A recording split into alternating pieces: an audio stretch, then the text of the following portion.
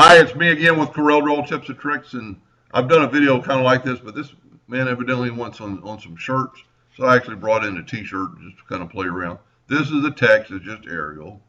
I'm going to left click, right click, but I'm also going to go to range and convert it to a curve.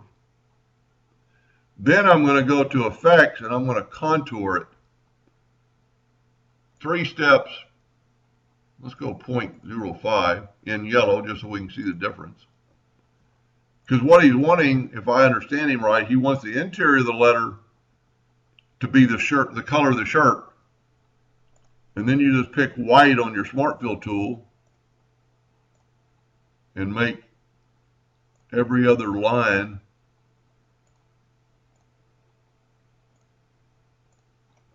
and then I would always left click no line.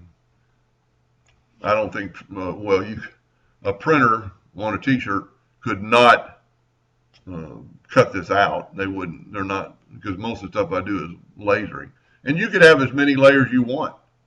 You could, let's back up here and put the lines back. And you could make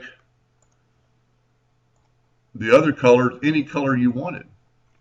I'm still having trouble with Corel 19 doing that. Let's say we want that color red. You could make them any color you want.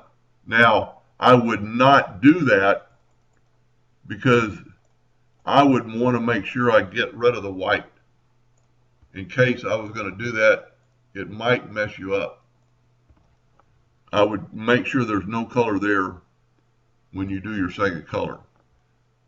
I don't know about printing, so that's the way I would do it.